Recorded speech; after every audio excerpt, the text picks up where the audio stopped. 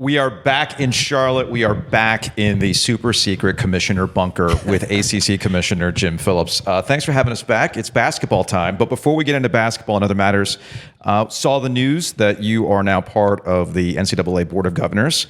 Knowing your career, this has to be a pretty special event, a special place for you to be able to be a part of this leadership group going forward for the next couple of years. It is, Joe. I appreciate you saying that. That's the spot that they have on the Board of Governors is for one commissioner to sit and represent the 31 or 32 conferences. And I'm humbled and honored that that commissioner group would want me to serve in that role. If I ever was going to serve on it, this is probably as good of a time and as important of a time as it is. And so I'm looking forward to it. I wasn't looking for more work to do, honestly, but I am looking forward to it, and I want to try to help reshape what college sports may look like now and into the future. So a lot of heavy items ahead of us. I feel like this is an explain like I'm 5 years old situation, and as long as you've been in the NCAA or you've been part of college athletics, we, as fans or observers of college sports, think that the NCAA moves at a very glacial pace. But I'm guessing in your world, things are moving a lot quicker than they used to. Like, what is the difference where things go now and all the things that are going on and how quickly you have to move versus where they were maybe 10 years ago, 15 years ago? Yeah, I think another good question. Our pace will never be what it's been before at that snail's pace, and it takes forever. It's not set up that way, and we have a chance to structure a new governance system. And with the changes that we're seeing in college sports, there's no going back. There just isn't. Yeah. You have a streamlined Board of Governors now, so it doesn't take 60 people to vote on something. It's not like a working group that goes to another working group that goes to... It just doesn't. And the rest of the structure will evolve to be similar in nature. So there's nothing wrong with that. I think that's a good thing.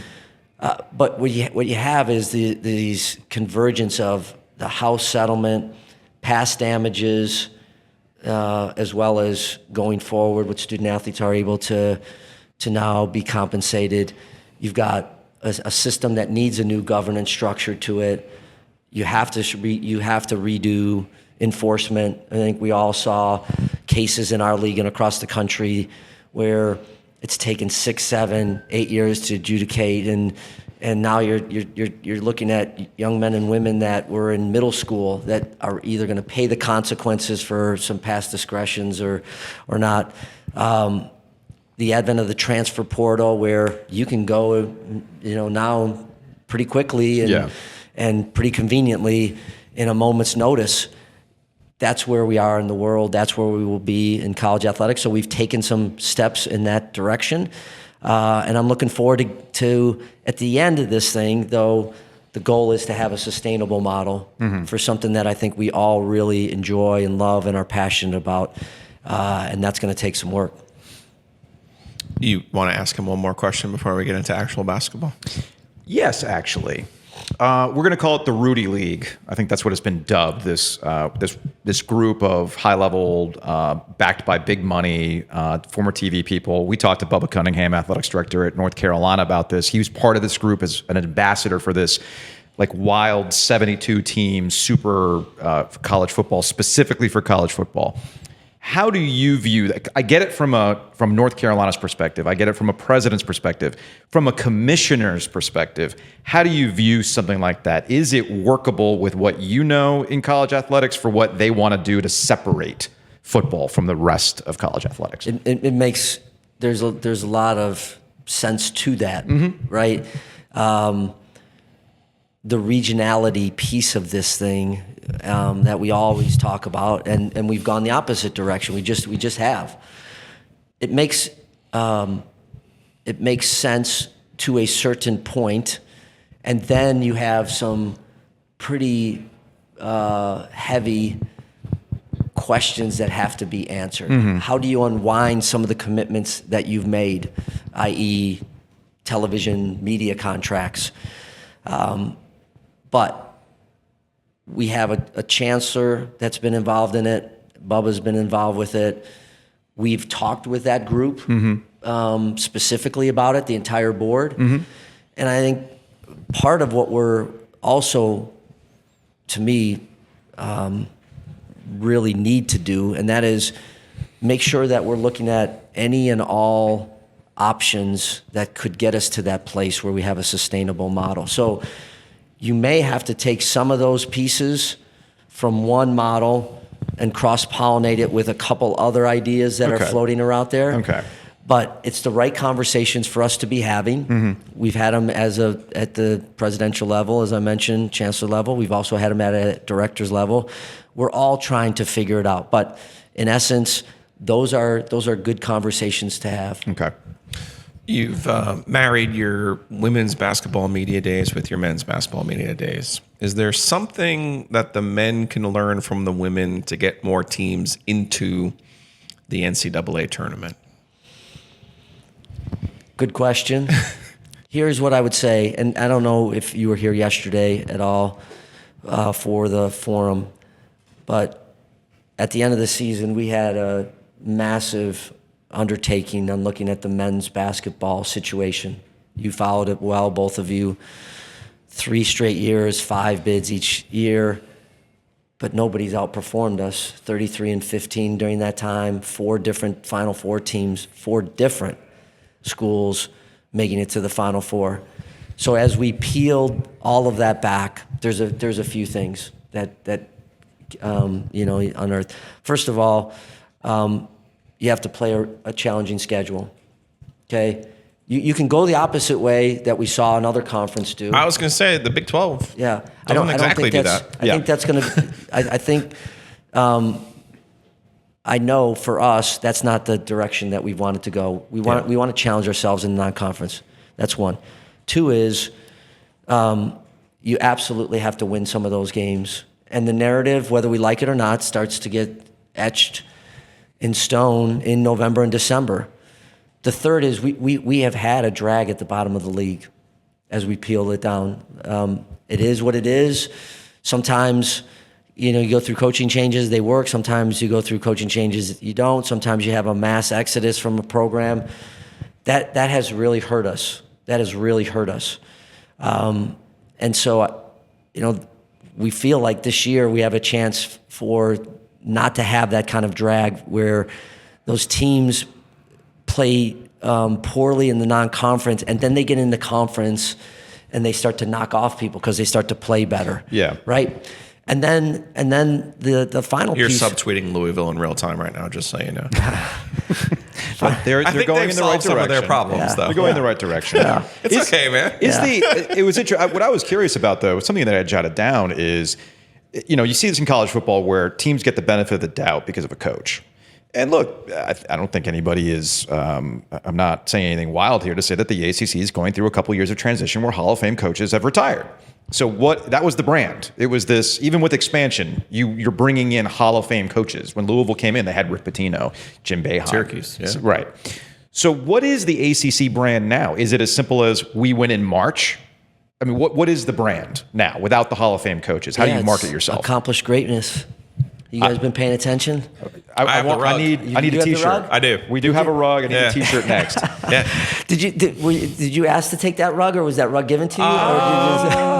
There was like a tacit approval. What's your Venmo? I'll get that's you. all right. And if you need another one, there's one outside this door. One of you that doesn't have one, you can take it. We have it at the studio. Yeah, you have. We one have in the studio. Yeah, we put that's a. great. Yeah, we have to get to You need next a time second you're in Raleigh. one. There's a second one waiting Next for time you you're in Raleigh. here. I get that you want to. I get it. Yes. I totally get the branding, but there seems to be this disconnect with the college basketball people. I think you just did a hit with Field of 68, where they spend a lot of time talking about November and December. Yeah. We spend more time talking about, that's cool, but that doesn't matter when we get to February and March. Right. Yeah. That's where that butting of heads happens. Yeah. How do you combat that? Yeah. I don't know that I have the perfect answer for it. Other than we have performed in March. And that was part of my remarks yesterday at the forum is you have undervalued us, whoever that group ends up being the selection committee. Sure. I know that you're working hard. I know you're paying attention. We know all of those things. But at some point you have to understand when teams perform at a very high level in the ultimate championship, the NCAA tournament, I think you need to look at those schools a little closer, because we do cannibalize ourselves during the season. And I do believe last year Pitt should have gotten in, and the year before Clemson should have gotten in, and there's a lot of examples there. But going from 5 to 6 is really not what we're interested in. We want to get back to the days that we all remember, where you're at 8 and 9, and now with 18 in the league, getting to double digits should be a realistic goal. It just should be. So we're working on it. But what I would say to you both, and we've had this conversation before, and I agree with what you've said. In the end, are we doing enough publicly, right? And we have the network, which is great, but it's beyond the network.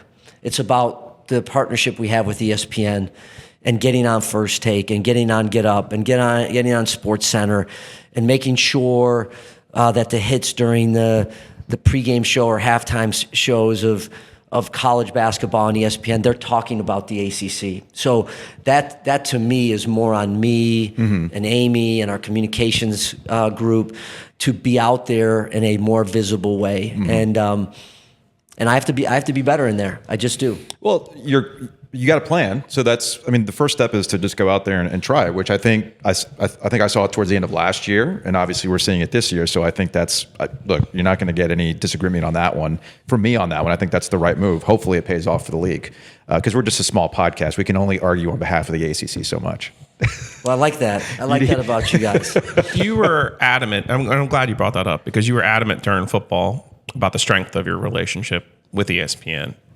During the basketball season last year, and I get it, Joe Lunardi is just one employee of ESPN, but he seemed to be taking some of the ACC stuff and some of the selection process stuff very personally, to the point where he's like calling out, Alondis Williams for being the ACC Player of the Year, as if not being Michael Jordan or Len Bias or one of the all-time greats somehow is a mark against the ACC.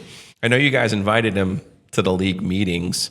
Well, what have you tried to do with Joe specifically, because he is such a very loud voice when it comes to college basketball, to say, it might be as simple as, hey man, how about we just stick to maybe the facts, these performance facts that we've had, or stick to your own facts. Like, hey, here's the selection process. Here's why I don't think Pitt got in. Here's why I don't think Wake got in 2 years ago. What was some of those talks? Because that's kind of a big deal for you guys. It was, and I really appreciate him coming down.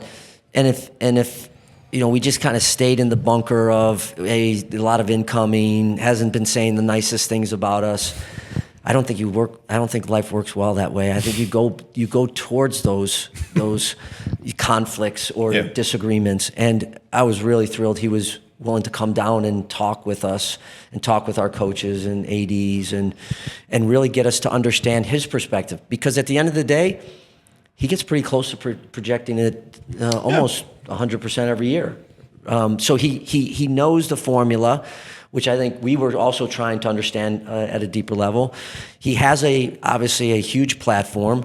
And so it was a little bit of both. It was a little bit of listening to his thoughts and his perspective and some of the selection process and the net and all that, but then also a chance for us to tell them and tell him the story of ACC basketball and to remind him of the things that we've talked about during our show right now, as well as what I've said yesterday, and I'll be saying throughout the season, that we have a really, really, really good basketball league, and you can't judge us on one or two brand name schools. That's just unfair.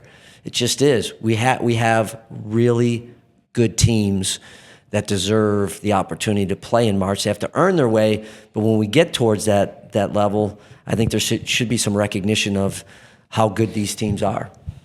ACC Commissioner Jim Phillips, we appreciate the time as always.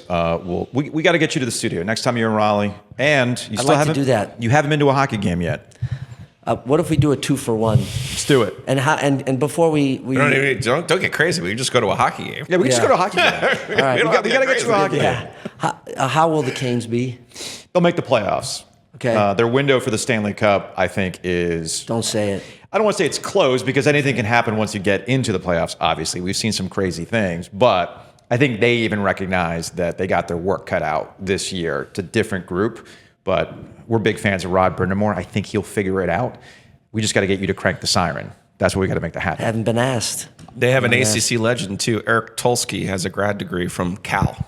That's right. Outstanding. their general managers. We're taking credit Yes. for him. Hey, you know what? Tell him the donation bucket's going to be sent to him ASAP. And if you need me to buy you a red tie to rep the actual champions of your league, you let me know. That's in the I've seen him OG. in a red tie. I have a red tie. That's in the OG media budget. I can help you on that. That's a deal. I've seen him. Thanks, guys.